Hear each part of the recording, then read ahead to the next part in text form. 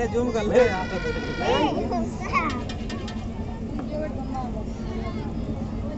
वहाँ खड़े जाओ,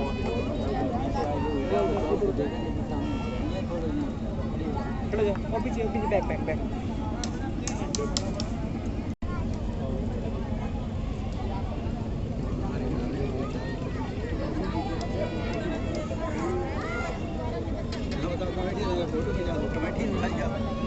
और क्या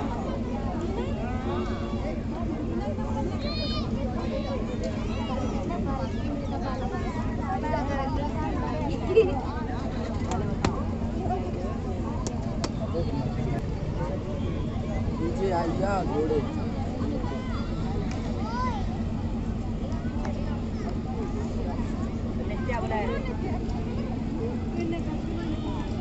एक बार बड़े प्रेम से बोलिएगा, बोलो शंकर भगवान की, बोलो भगवान श्री रामचंद्र की। आज की लीला का प्रोग्राम प्रारंभ किया जा रहा है। आज की लीला में दशरथ मरण और चित्रकूट में भरत मिलाप। आप लोगों ने कल देखा किस प्रकार से सुमंत मंत्री अपने रथ में बैठाल करके राम लक्ष्मण और सीता जी को वन में छोड़ने के लिए गया था। उसने वापस लौटते समय राम जी, सीता जी, लक्ष्मण जी से बहुत ही अनुनय विनय की कि आप अयोध्या वापस चलिए, क्योंकि महाराज दशरथ जी ने कहा था कि 4-6 रोज घुमा करके वापस ले आना। लेकिन प्रभु राम जी नहीं आए। मंत्री अकेला ही रथ लेकर के अयोध्या में वापस आया। मंत्री को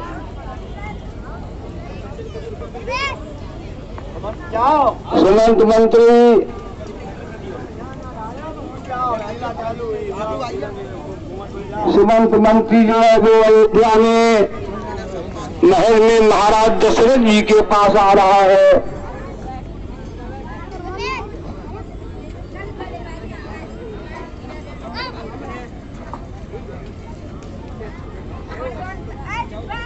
सुमंत मंत्री ने सबसे पहले रानियों को प्रणाम किया, राजा को प्रणाम किया। महाराज दशरथ जी ने कहा, हे मंत्री सुमंत, राम कहाँ है, सीता कहाँ है, लक्ष्मण कहाँ है।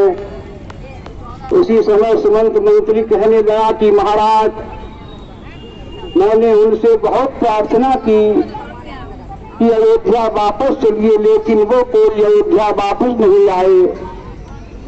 राम जी ने कहा कि मैं 14 वर्षों के बाद सकुशल वापस आ जाऊंगा, इसलिए मैं अकेला ही वापस आया हूं। जब दशरथ जी ने ये बात सुनी तो उन्हें बहुत ही दुख हुआ। हा राम कह करके महाराज जी मूर्छित हो जाते हैं। फिर जब होश में महाराज आते हैं तो महाराज जी कहते हैं कि हारा गुंदन प्राण प्रीत, तुम बिन जियत बहुत दिन बीते। हा रघुनंदन, हा राम जी, हमारे प्राणों को बहुत प्रिय लगने वाले राम जी, बहुत दिन हो गए तुम्हें देखे हुए, बहुत दिन हो गए। और जानकी लखन हारा भूगल, हाथ हेत चित चातक जलधर। हा जानकी, हा लक्ष्मण, हा रघुवर, इस तरह से महाराज दशरथ जी बहुत विलाप कर रहे हैं। उसी समय तापस अंध साप सूझ आई, कैसे यह सब कथा सुनाई। तो तपस्वी जो दो अंधे थे उनकी याद महाराज दशरथ जी को आई। दशरथ जी कहने लगे, हो कौशल्य, मैं तुम्हें एक वृत्तांत सुनाता हूँ। सही है कि मुझ में जब पूर्ण तरुणता थी, चेहरा ये थोड़ा जब मैं जवान था, मुझ में जब पूर्ण तरुणता थी, था परिश्रमों में चढ़ा हुआ, आखिरी तो खेलने का भी था, उत्साह उन दिनों बढ़ा हुआ। और मृगया के पीछे एक दिवस मग बिसर गया, आखिर मेरा इस ओर हो गया, हिरन हिरन छूटा उस ओर शिविर मेरा। एक बार मैं शिकार खेलने के लिए गया, मुझे शिकार खेलने का बहुत ही शौक था। एक बार मैं हिरन के पीछे दौड़ रहा था, हिरन काफी आगे निकल गया, मेरी आंखों से ओझल हो गया और मैं रास्ता भी भूल गया था। इतने में कुछ दूर पर शब्द हुआ गंभीर, सुना श्रवण द्वारा कहीं बोल रहा है नीर। इतने में दूर कहीं जल की आवाज आई, तो मैंने समझा मिल गया खोया हुआ शिकार, संभव है जा रहा हो वह सरयू के पार। मैंने सोचा ये वो हिरन ही है जो सरयू को पार कर रहा है, उसी से जल की आवाज आ रही है। अरे कौशल्य तुम्हें ज्ञात है ये, मैं धनुर्वेद में शिक्षित हूँ, हो लक्ष्य भेद या शब्द भेद, दोनों वेदों से परिचित हूँ। इसलिए शब्द पर ही मैंने कर लिया लक्ष्य निश्चय अपना, और उसी लक्ष्य पर उसी समय सर छोड़ दिया निर्भय अपना। उसी जल की आवाज में जो शब्द हो रहा था, आवाज आ रही थी, उसी को लक्ष्य करके मैंने बाण छोड़ दिया। कौशल्या कहने लगी, महाराज क्या बाण अपने लक्ष्य पर नहीं पहुंचा? दशरथ जी कहने लगे, नहीं रानी, पहुंचा तो बाण लक्ष्य पर ही, पर लक्ष्य न उसका जीवन था। वह घातक था जिस जीवन का, वह जीवन अपना जीवन था। सर तो लक्ष्य पर ही पहुंचा। दशरथ जी कह रहे हैं, अरे हाँ जो याद आ रही है, हो रहे रोंगटे खड़े मेरे, क्यों गया शिकार खेलने में, क्यों अक्ल पे पत्थर पड़े मेरे। मैं बेकार शिकार खेलने गया, यही हमें विचार आ रहा था। सर के लगते ही हुआ करुणा का संचार, किसी चुटीले मनुज की आई आर्त पुकार। और घबरा कर मैं उस ओर चला, देखा ये क्या भवतव्य हुआ, मुझ हतभागी के हाथों से घायल इस समय मनुष्य हुआ। जैसे जैसे मैं आगे बढ़ रहा था, घबरा कर के आगे बढ़ रहा था, उसी तरह वो पुकार भी बढ़ रही थी। अरे क्यों क्यों मैं आगे बढ़ता था, क्यों क्यों पुकार भी बढ़ती थी। और नवमंडल के श्यामल पथ पर निर्मल मेघावल चढ़ती थी। अब साथ समझ में आता था। जब मैं थोड़ा पास पहुंच गया तो अब साथ समझ में आता था, कोई अति दुख सह रहा है और हाँ माता पिता, पिता माता ये बारंबार कह रहा था। हाँ माता, हाँ पिता, इस तरह से आवाज आ रही थी। और पहुंचा तीर समान ही मैं भी जल के तीर, कांप रहा था उस समय सरयू का भी नील। उस समय सरयू का नील भी कांप रहा था। चारों तरफ से आवाजें सुनाई पड़ रही थी, हा माता, हा पिता, हा माता, हा पिता। तो मैंने उसको देखा, एक नवयुवक था जिसके हृदय में मेरा बाण धंसा हुआ था, रक्त निकल रहा था, और मैं उस घाव को खींचने के लिए उसी के पास बैठ गया। मैंने उससे पूछा कि तुम कौन हो? हे निर्दोषी, तुम कौन हो? अपना परिचय दो। ये बाण मैंने ही हिरण पर चलाया था जो तुम्हारे लग गया। मैं बहुत बड़ा अपराधी हूं, तुम जो चाहो मुझको दंड दे सकते हो। अपना परिचय दो, तुम कौन हो? लेकिन वो नवयुवक आंख बंद किए हुए हा माता, हा पिता कह रहा था। महाराज कह रहे हो कौशल्य, उसकी दशा देख करके मैं उसके पास ही बैठ गया। अपने हाथों से मैंने उस तीर को पकड़ा, उस तीर को जैसे ही खींचा तो निकली सर के साथ ही एक रुपये की धार, और गूंज उठी फिर पूर्वत वन में आर्त पुकार। जैसे ही मैंने उस तीर को खींचा, उसके हृदय से खून का फुब्बारा सा बाहर निकला। वो हा माता, हा पिता कह करके चीख रहा था।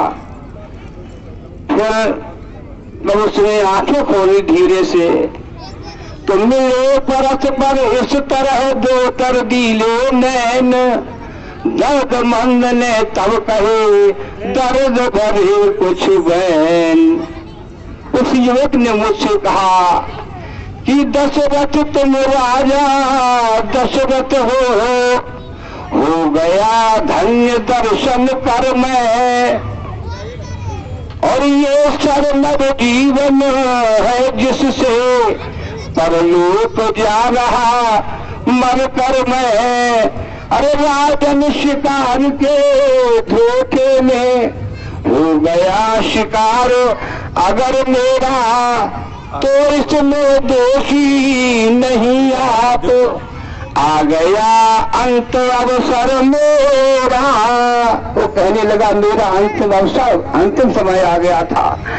आपका कोई दोष नहीं है, आपने तो हिरण पर बाण चढ़ाया था, लेकिन वो हमारे लग गया, आप इसमें कोई गलती नहीं है। वो कौशल्य इस तरह से जब उसने कहा तो मैंने उससे पूछा अपना नाम तो बताओ, तुम कौन हो? तो वो कहने लगा कि अवधेश्वर श्रवण नाम मेरा, दो नैनों का मैं तारा हूँ, माँ बाप वृद्ध और अंधे हैं, दोनों का एक सहारा हूँ। अरे बड़ भागी हूँ जीवन बीता माँ और बाप की सेवा में, और सरयू के तट पर आज मरा माँ और बाप की सेवा में। मेरा बहुत बड़ा भाग्य है, हमारा जीवन जो है माता पिता की सेवा में ही बीता, और आज जब मैं स्वयं मर रहा हूँ तब भी माता पिता की सेवा ही करने के लिए मैं जल लेने के लिए आया था। और कहने लगा श्रवण कि जगपतो जन्म जन्मांतर तक भगवान से प्रार्थना कर रहा है कि ईश्वर से यही प्रार्थना है, ईश्वर से यही कामना है और जाति मरने के साथ साथ ये जीती हुई भावना है। जगपते जन्म जन्मांतर तक अनुरक्त पिता माता की हो और जब कभी जन्म हो इस जग में तो भेंट जन्मदाता की हो। इस प्रकार से वो श्रवण कहने लगा, जब हमारा जन्म हो तो माता पिता की भेंट हमसे अवश्य हो। और कहने लगा श्रवण कि हे महाराज, हम माता पिता के लिए जल लेने आए थे, मेरे माता पिता बहुत प्यासे हैं, तो आप इस लोटे में पानी लेकर ले जाकर उन्हें पिला देना। होगी ये अंतिम कृपानाथ, प्यासे की प्यास बुझा देना। हे कौशल्य, उसने हमसे कहा इस लोटे में जल भर करके, हमारे माता पिता अंधे हैं, वहीं पास में वृक्ष के नीचे बैठे हुए हैं, आप उनको जा करके जल पिला देना। इतना कह करके उस युवक ने अपने प्राणों को त्याग दिया। मैं हत्यारा सोचता अब क्या करूं उपाय, लगी मुझे ये हत्या मेरे विधना है। ये हत्या लग गई मुझको श्रवण की। मृत्यु धोखे में जो है वो एक युवक मृत्यु को प्राप्त हो गया। मैं काफी देर तक वैसा ही खड़ा रहा। हमें ये भी नहीं मालूम पड़ता था कि हमारे शरीर है, प्राण है, बिल्कुल शून्यता आ गई थी। लेकिन जब मैं सावधान हुआ तो मैंने लोटे में जल दे करके, जो उनके अंधे माता पिता थे उनके पास जल ले करके गया। अब मैं सोच रहा था कैसे इनको जल लूं, क्योंकि वो तो अंधे से दिखलाई नहीं करता था। तो मैंने उनसे कहा, महाराज दशरथ जी बोले, हे कौशल्य, जब मैं जल ले करके वहां पर पहुंचा तो मुझ पर बोला नहीं जाता था। क्या कहूं, कैसे कहूं कि तुम्हारे लिए जल लेकर के आया हूं। फिर भी ज्यों त्यों कर मैंने कहा कि लाया हूं मैं नीर, कहने को तो कह गया पर पानी हुआ शरीर। बेटे जल लाया बेटा, पर बड़ी देर में आया है। कुछ तुझे कष्ट तो नहीं हुआ, क्यों इतना विलंब लगाया है। क्या सर्दी खाई है तूने, जो बोल हो रहा भारी है। और चिंता न मुझे कुछ अपनी है, चिंता है एक तुम्हारी है। क्या तुझे सर्दी लग गई, जो बोल तुम्हारा बहुत भारी हो गया है। महाराज दशरथ जी सोचने लगे कि मैं झूठ नहीं बोलूंगा, सत्य ही कहूंगा। महाराज दशरथ जी कहने लगे,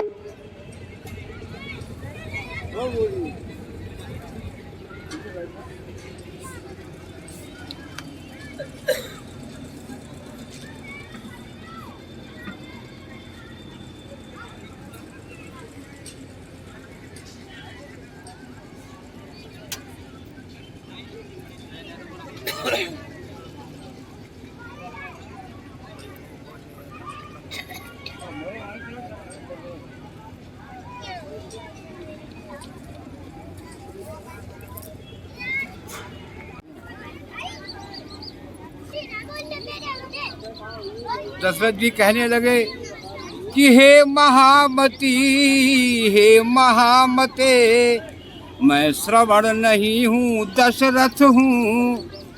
वो बड़ भागी परमारथ था, मैं एक अभागा स्वार्थ हूँ। और सरयू के तट पर आज मरा, मेरे शिकार के धोखे में और अपना ही पाँव कुल्हाड़ी से कट गया काठ के धोखे में।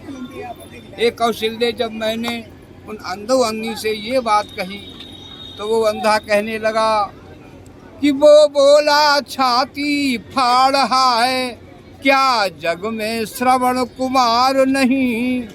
जब श्रवण नहीं तो देह नहीं, और देह नहीं संसार नहीं। जब श्रवण नहीं है तो मैं कैसे रह सकता हूँ।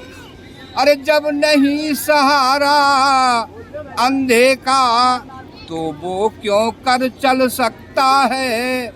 और जल हो गया समाप्त तो तेल ही तो दीपक कैसे जल सकता है। इस तरह से हे कौशल्य, वो अंधा मुझसे कहने लगा। फिर उसने कहा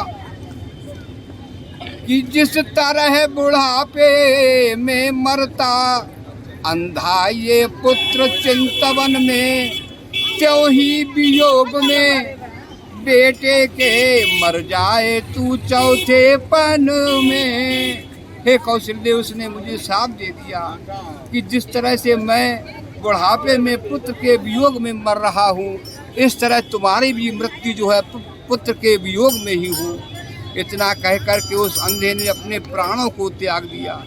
हे कौशल्य, उस रात मुझे ये दूसरी हत्या लग गई। और उसके बाद इतने में अंधी भी बोली, क्या संग प्राण के नाथ चले। जब प्राण चले तो देह चले, और देह चले तो संसार चले। इस प्रकार से वो अंधी भी विलाप करने लगी। अंधी कहने लगी कि कानों को खोल अयोध्यापति, सुन ले विलाप अब अंधी का। अभिशाप सुन चुका अंधे का, अब ग्रहण साप कर अंधी का। अरे जो हृदय फोड़ कर उठती है, वो आग न ठंडी होती है। और मुर्दे के पास खड़ी होकर एक राण निपूती कहती है कि पति का शव कर्म विहीन पड़ा, हो नरपत यही हाल तेरा। और तेरी भी मिट्टी पड़ी रहे जब आए अंत काल तेरा। उसने भी मुझे साथ दे दिया कि इसी तरह से तेरी भी मिट्टी पड़ी रहे। और इतना कह करके उस अंधी ने भी अपने प्राणों को त्याग दिया। हे कौशल्य, मुझे ये तीसरी हत्या उस रात लग गई। मैं बड़ा दुखी था, लेकिन मैं सोच रहा था कि झूठा भी शाप अगर हो ये, तो भी दशरथ को सच्चा हो। उत्पन्न शाप के ही कारण मुझ पुत्रहीन के बच्चा हो। हे कौशल्य, उस समय मेरे कोई संतान नहीं थी, तो मैंने ये सोचा अगर ये श्राप झूठा भी हो तब भी दशरथ के लिए सच्चा हो जाए। शायद इसी श्राप के कारण ही मुझ पुत्रहीन के बेटा पैदा हो। ऐसा सोच करके ये सोच धैर्य आया मुझ में, लौटा कर अंत क्रिया उनकी। और आज वही आखेट कर्म देता है मुझे सजा तब की। अरे बे रूहें बे प्रेतात्माएं अब मेरे सम्मुख आती हैं। और कौशल्य देखो मुझको भी पास बुलाती ही हैं। वे अंधे अंधों की आत्माएं दिखलाई पड़ रही महाराज दशरथ जी को। कौशल्य से कह रहे हैं कि हे कौशल्य, वो रूहें और प्रेत आत्माएं मुझे अपने पास बुला रही हैं। इस प्रकार से महाराज दशरथ जी ने कौशल्या को सारी कथा सुनाई। फिर महाराज जी कहने लगे कि हार रघुनंदन, बोला वाले बोला लगा बेटा एक, हार रघुनंदन प्राण प्रीते, तुम बेन जियत बहुत दिन बीते। हा जानकी लखन हार घोबर, हा पे तो है तो चेत चातक जलधर।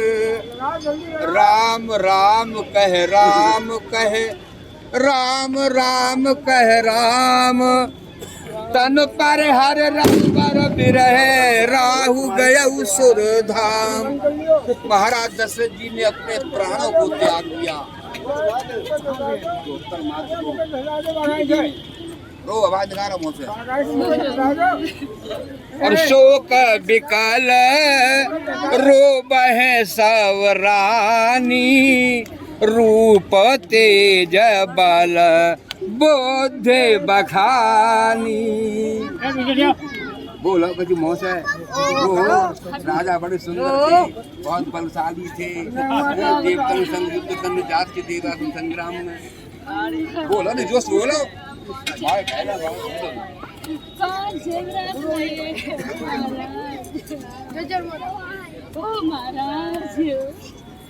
पीछे पीछे पीछे पीछे राजा राजा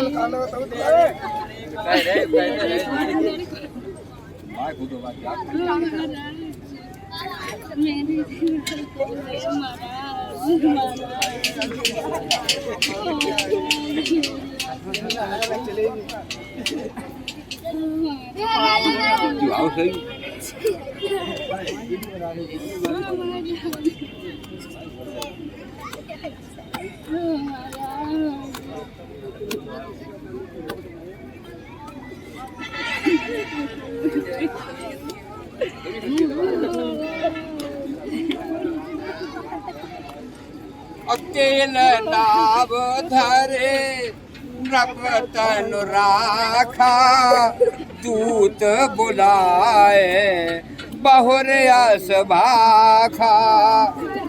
वशिष्ठ जी ने सोचा कि न राम लक्ष्मण यहाँ है, न भरत शत्रुघ्न यहाँ है, इसलिए महाराज दशरथ जी के मृतक शरीर को तेल के एक बहुत बड़े कढ़ा में रख दिया गया। और वशिष्ठ जी ने एक सेवक को बुला करके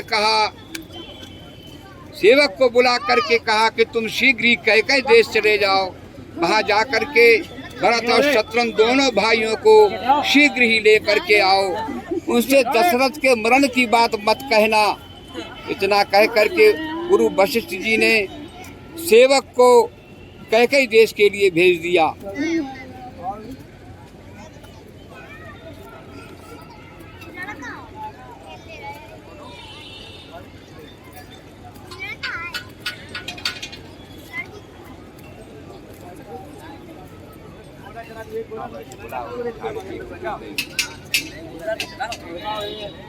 अब नहीं कहो ना तू सरकार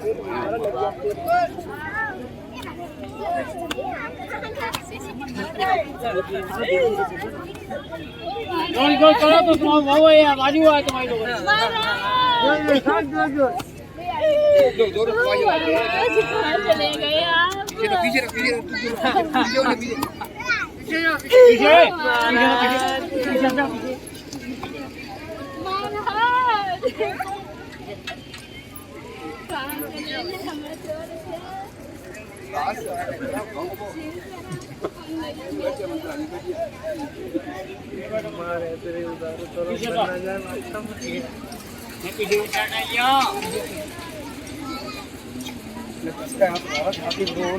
अरे कुत्ते जरूर मार रहे छाती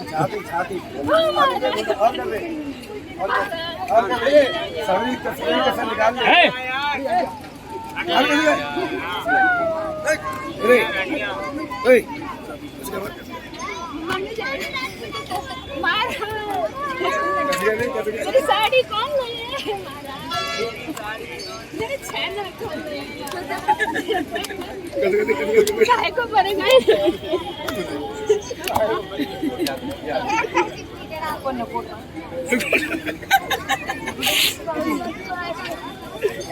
तेज तेज रो मुझे पे तो मारो मैं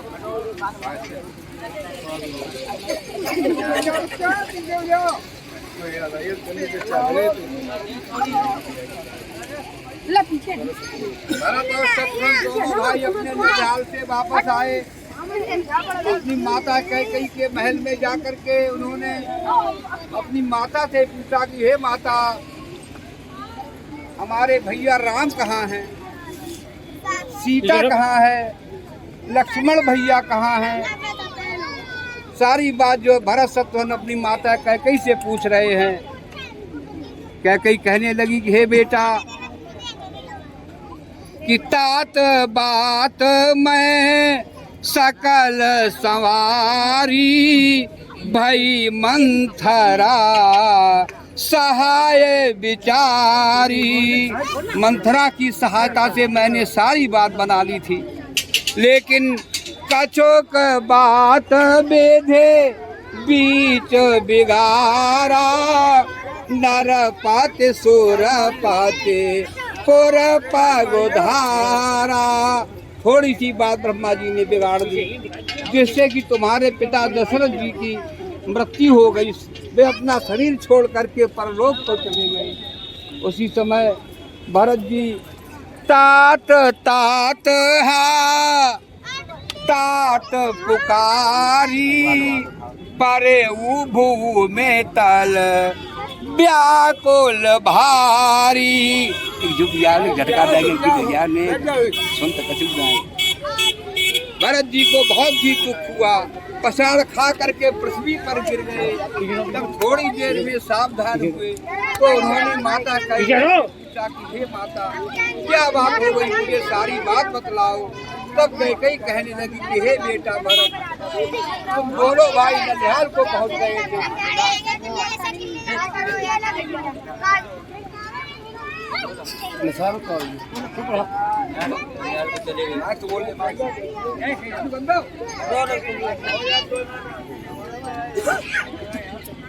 स्वामी कैकेयी कहने लगी हे बेटा, तुम दोनों लोग ननिहाल चले गए थे, इधर तुम्हारे पिता ने राम को राजा बनाने की घोषणा कर दी। मंथरा की सहायता से मैंने सारी बात बना ली थी। तुम्हारे लिए मैंने राज तिलक मांगा और राम जी के लिए 14 वर्षों का वनवास मांगा। जब भरत जी ने कैकेयी माता से ये बात सुनी, उसी समय भरत जी कहने लगे कि पर मांगत मन भई न पीरा, गली न जीभ मुँह पर न कीरा। तुमने ये वर कैसे मांगते हो? क्या तुम्हें वर मांगते हुए हृदय में पीड़ा नहीं होती? तुम्हारी चिपिया कट के गिर क्यों नहीं गई? इस प्रकार से भरत जी कहने लगे कि पेड़ काट सींचा, मीन जियत नित बारे उलीचा। ये तो वही बात हो गई कि पेड़ को काट करके और उसके पत्तों में पानी देना और मछली को जिंदा रखने के लिए जल को बार बार उलीचना। इसलिए वही बोले अब सीधी है।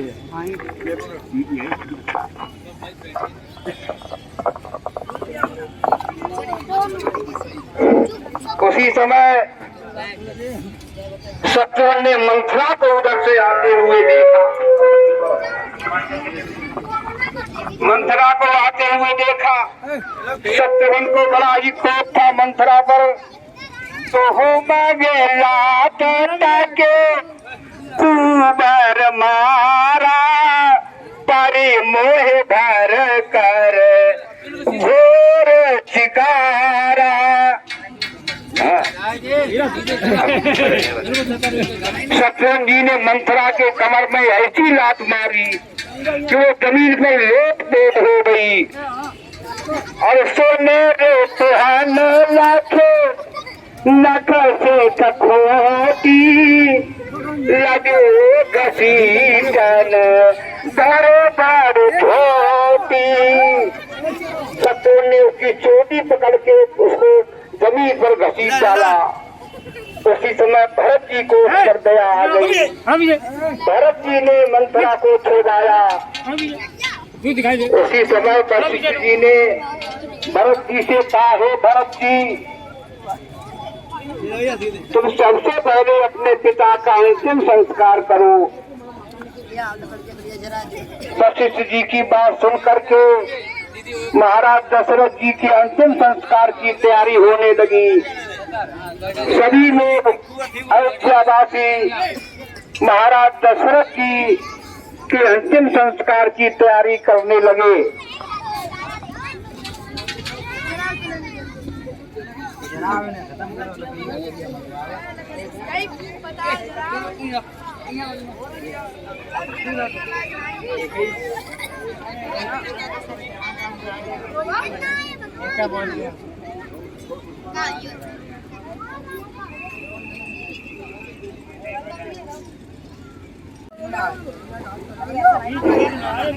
महाराज जी के मृतक कलेवर को उठा करके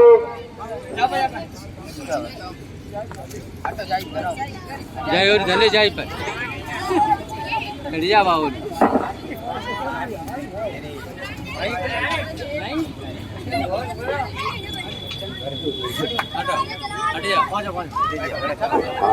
गोला वाले बोला है संतुला हमारे रावण जी के ऊपर गोला वाले करना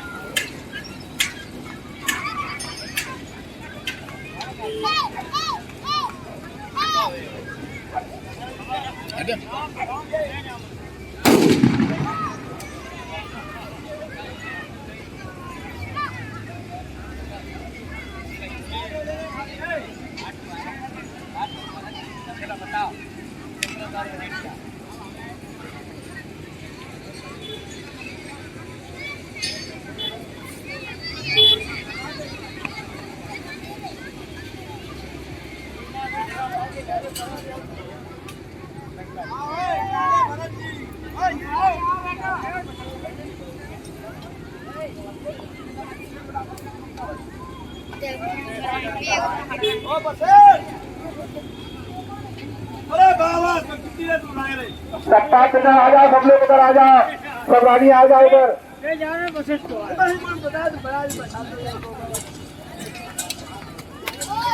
बुधिया तुम लोग पेट में बुधिया नहीं है बुधिया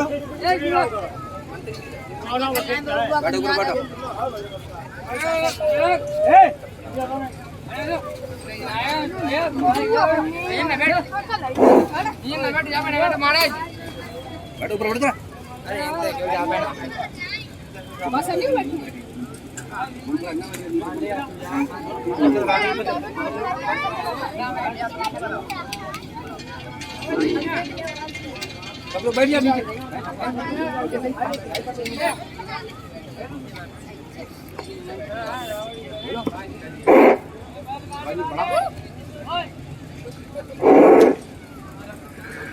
महाराज जी का अंतिम संस्कार करके सभी लोग अयोध्या में वापस आए। गुरु वशिष्ठ जी की आज्ञा से राज दरबार लगा।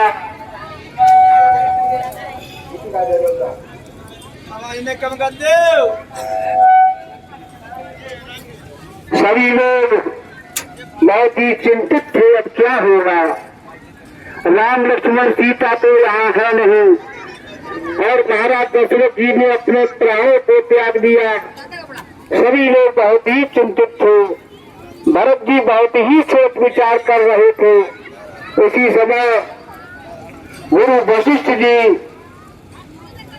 कहने लगे कि तात विचार कर मन माही, सोच जोग दस रथन अपनाही।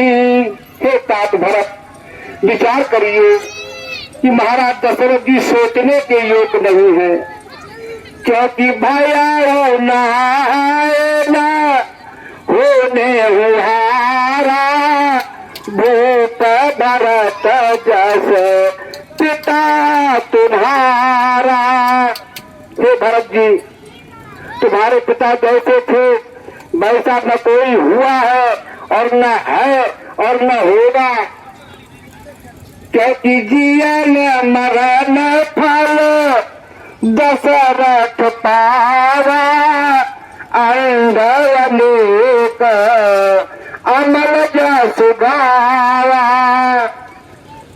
चारों भुवनों में जो है वो महाराज दशरथ जी की ख्याति फैलेगी, सभी जगह इनकी प्रशंसा होगी, क्योंकि जियत राम बेदो बदन निहारा, राम बिरह निज मरण समारा।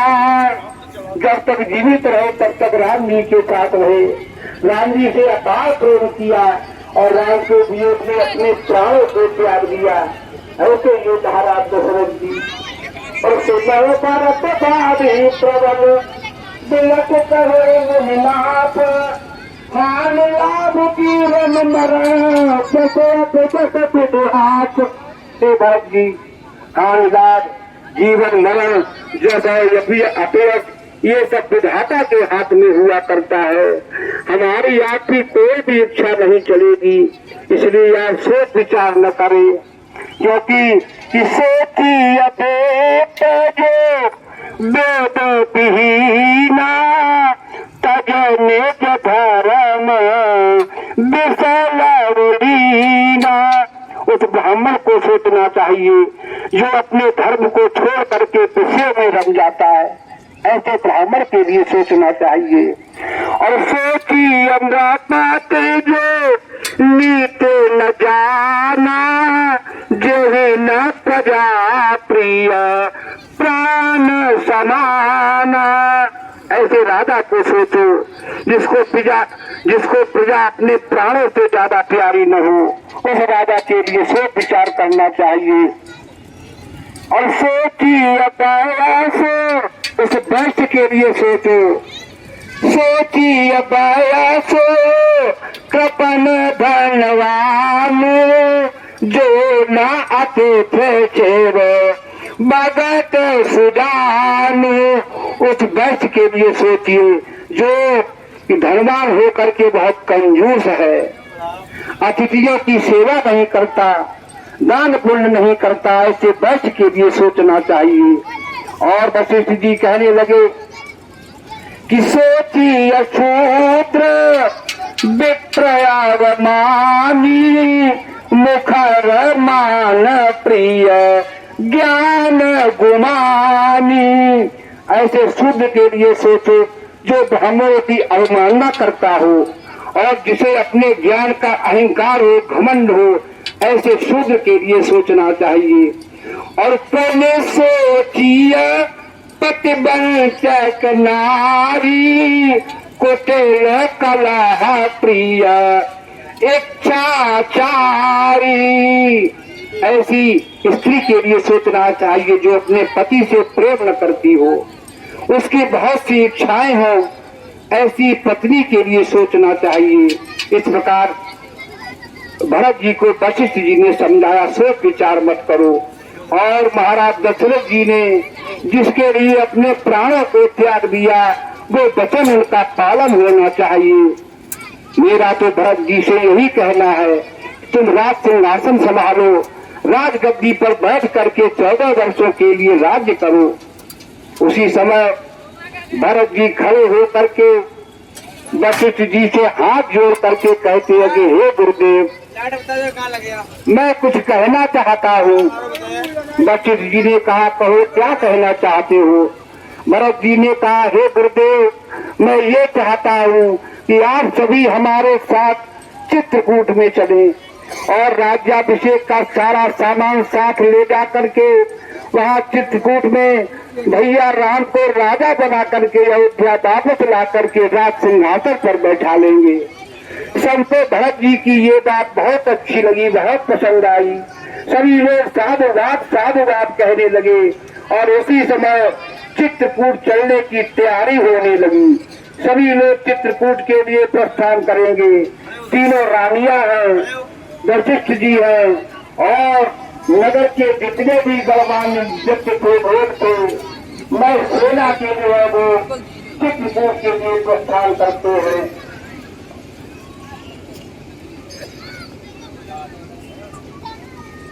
धोती लिया धोती।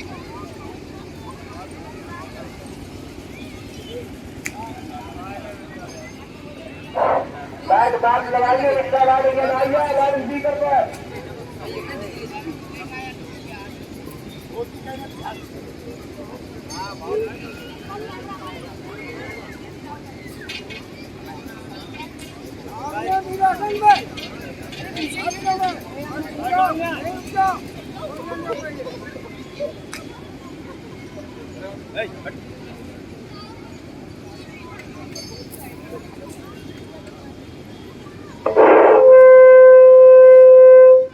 सभी लोग चित्रकूट ये प्रस्थान करते हैं। रास्ते में गंगा जी मिली, वहां पर केवट भैया नाव लिए खड़ा था।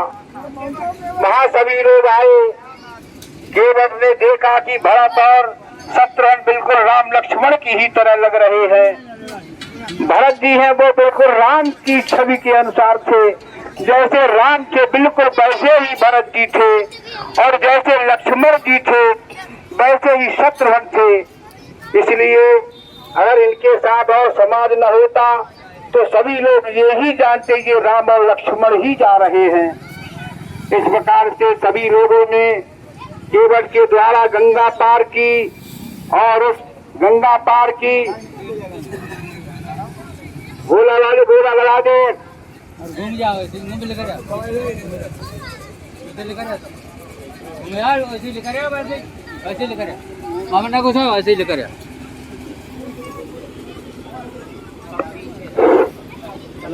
गंगा पार करके सभी लोगों ने चित्रकूट के लिए प्रस्थान किया। वहाँ उधर लक्ष्मण जी ने रास्ते में बड़ी भारी धूल उड़ती हुई देखी। उसी समय एक सेवक जो था भील वो जाकर के प्रभु राम जी से कहता है कि हे राम जी, भरत और शत्रुघ्न बड़ी भारी सेना लेकर के चित्रकूट आ रहे हैं। लक्ष्मण को बड़ा क्रोध आया। लक्ष्मण जी कहने लगे, हे भैया आप हमें आज्ञा दें। भरत ये सोच करके आया है कि आप यहाँ पर अकेले हैं और यहाँ पर आपको समाप्त करके निष्कंटक राज्य करेंगे। ऐसा लक्ष्मण ने राम जी से कहा आज चाहे शंकर भी आकर के उसकी रक्षा करे तब भी भरत को नहीं छोड़ूंगा। राम जी ने लक्ष्मण को समझाया कि हे लक्ष्मण, तुम बिना बात की बात कर रहे हो, भरत ऐसा नहीं है, भरत ऐसा नहीं है। तब लक्ष्मण का क्रोध शांत हुआ। उसी समय सभी लोग चित्रकूट में पहुंचे। भरत और शत्रुघ्न छाती के बल चल करके प्रभु राम जी से भेंट करेंगे। आगे पीछे चलो, भरत आगे पीछे छाती पर चलो ना, छाती पर ऐसे उठाओ, जल्दी उठाओ। राम जी ने भरत शत्रुघ्न को छाती के बल आते हुए देखा तो आगे बढ़ करके उठा करके उन्होंने अपने हृदय से लगा लिया। सीता जी ने अपने सासुओं के चरणों को छुआ, तो स्पर्श करके उनका आशीर्वाद लिया।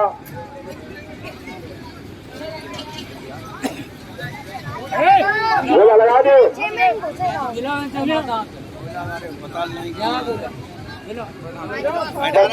को सम्मान दिया गया। सभी लोग एकत्रित हो करके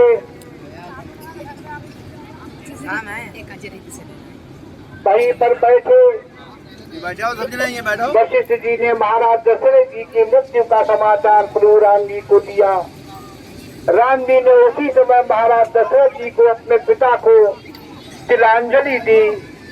उसके बाद वशिष्ठ जी कहने लगे कि हे राम जी, भरत आपसे कुछ कहना चाहता है। राम जी ने कहा, कहो भैया क्या कहना चाहते हो। भरत जी कहने लगे कि हे भैया, मैं राज तिलक का सारा सामान साथ लेकर के आया हूँ।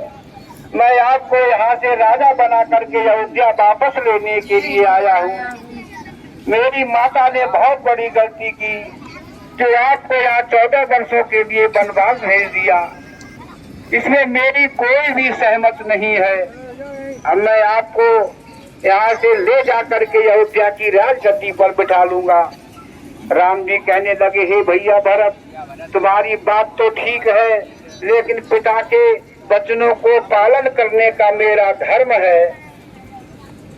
पिता ने वचन दिया था कि 14 वर्षों के लिए वनवास, इसलिए मैं 14 वर्षों के बाद ही अयोध्या में आऊंगा। भरत जी ने काफी अनुनय विनय की। प्रभु राम जी ने भरत जी की बात नहीं मानी।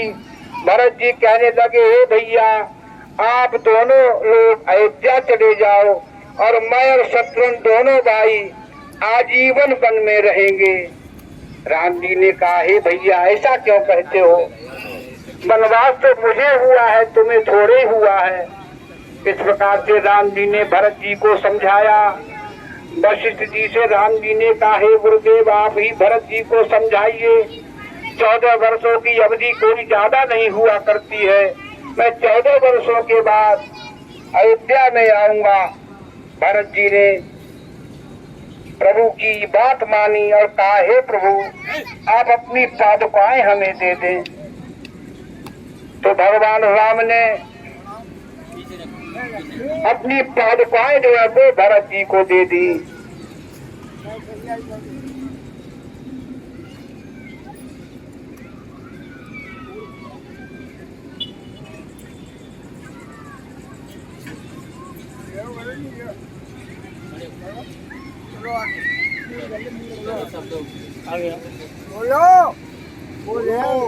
भरत जी प्रभु राम जी की खड़ाओं को अपने सिर पर रख करके और सभी अयोध्या के जो नर नारी वहाँ चित्रकूट गए थे, सभी लोग वापस आए।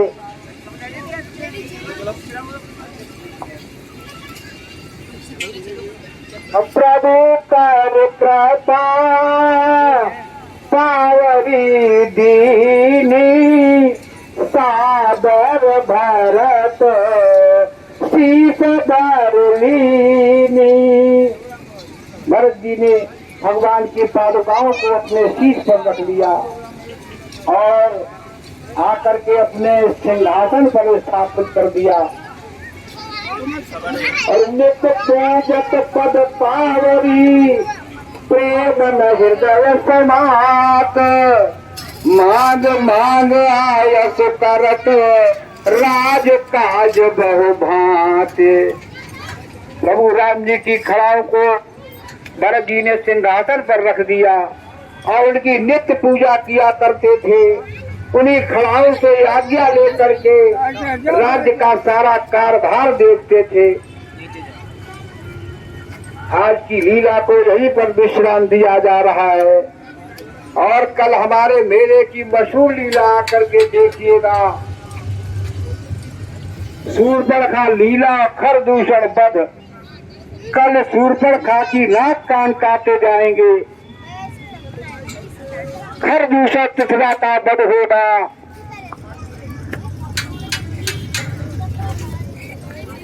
बोलिए शंकर भगवान की जय। और एक बात भैया सभी लोग ध्यान से सुन ले, जो यहाँ रामलीला चल रही है, ये रामलीला ASB न्यूज चैनल पर रात्रि में ठीक 9 बजे प्रसारित की जाती है। सभी लोग जो लीला यहाँ पर हुई, यही लीला रात को 9 बजे ASB न्यूज चैनल पर दिखलाई जाती है। सभी लोग देख करके लाभ उठाए, चैनल को सब्सक्राइब कर और चैनल को सब्सक्राइब कर लें, जो हमेशा आपके मोबाइल में रहेगी। जब इच्छा हो तब जो इच्छा हो वो लीला देख सकते हैं आप। बोलिए शंकर भगवान की जय।